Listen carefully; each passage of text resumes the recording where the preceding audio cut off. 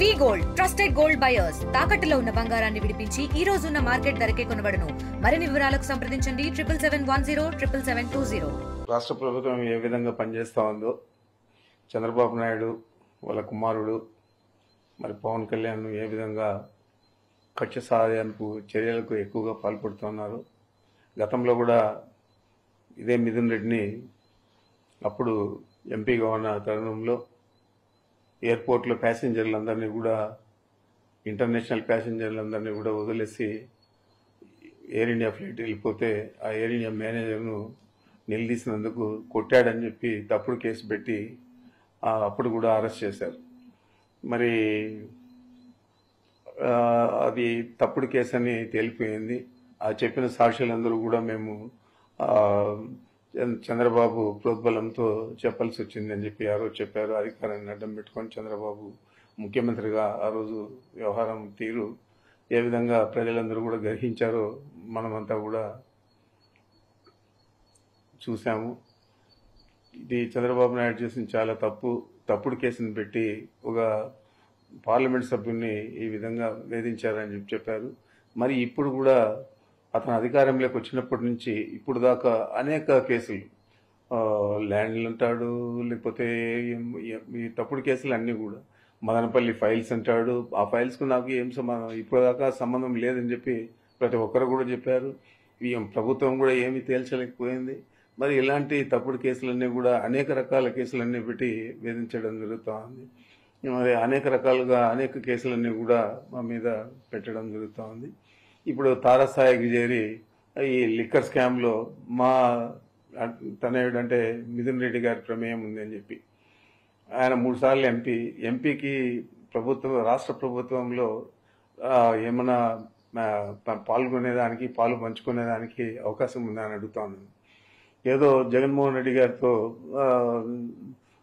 సఖ్యతగా ఉండాడని చెప్పి ఆ ఒక్క నెపం మీద అతని మీద ఫాల్స్ కేసు పెట్టి ఈరోజు మళ్ళా నిన్న సాయంత్రం అరెస్ట్ చేశారు. ఈరోజు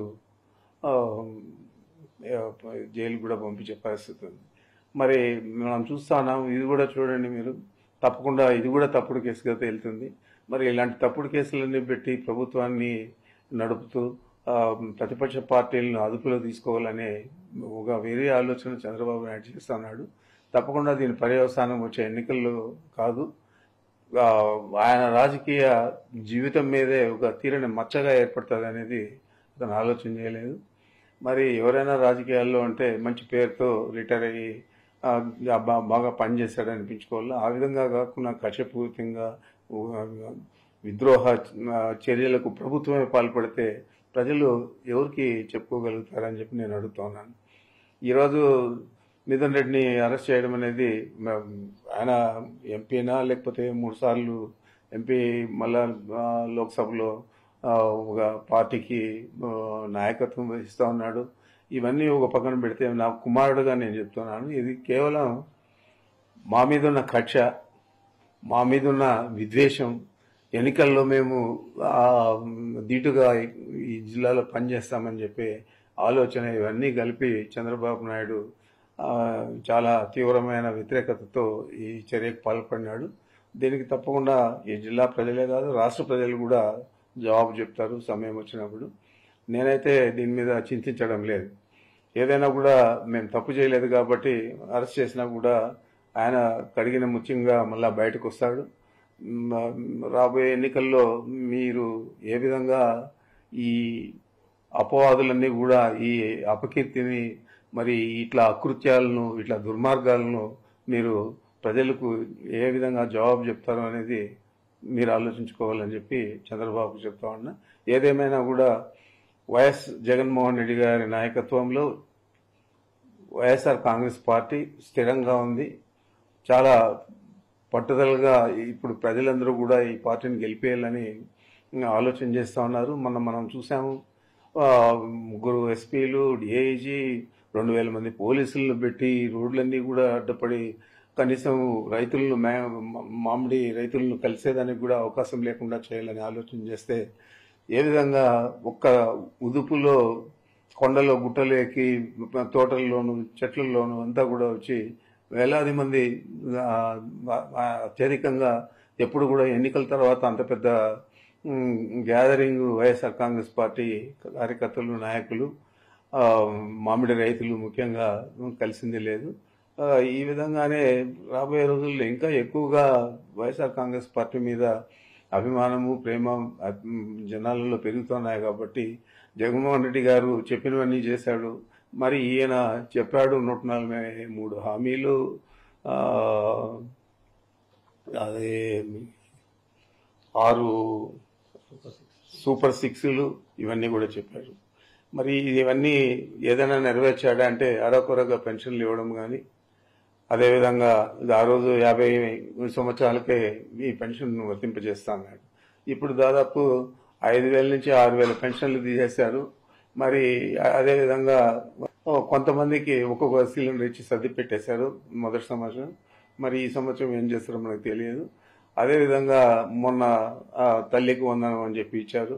13,000 చిల్లర కోట్లు కావాల్సి వస్తే కేవలం బడ్జెట్లో 8,000 చిల్లర పెట్టి ఇచ్చిందేమో 3,000 చిల్లర కోట్లు మాత్రమే ఇచ్చారు. మరి ఇది ప్రజలందరూ కూడా చూస్తూ ఉన్నారు, ఇచ్చిన హామీలు నెరవేరుస్తూ ఉన్నారా లేదా అని. మరి ఏ విధంగా మీరు ఒక సంవత్సరంలో ఎవరిని కూడా పట్టించుకోకుండా, ఏ హామీలు నెరవేర్చకుండా మహిళలను, రైతులను, పురుషులను, విద్యార్థులను, నిరుద్యోగులను అందరినీ కూడా మోసం చేశారు.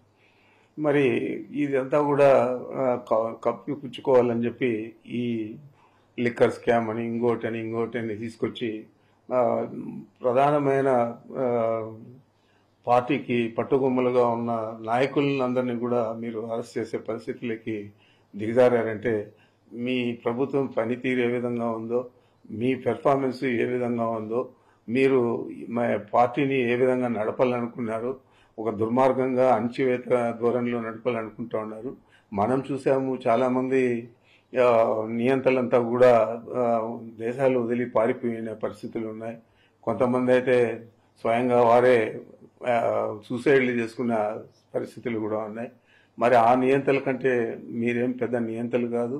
మరి మీ పరిస్థితి ఏ విధంగా ఉంటుందో వచ్చే ఎన్నికల్లో చూద్దామని చెప్పి తెలియజేస్తాను. తెలుగులో న్యూస్ కి ఫాస్టెస్ట్ యాప్ ఇప్పుడు టోటల్లీ న్యూ అవతార్లో జస్ట్ 5 seconds లో కంప్లీట్ న్యూస్, సోషల్ మీడియాలో ట్రెండ్స్ కి one stop solution, live TV app, voice search option తో ఇప్పుడే డౌన్లోడ్ చేయండి లేదా అప్డేట్ అయిపోండి. యాప్ లింక్ డిస్క్రిప్షన్ లో ఉంది.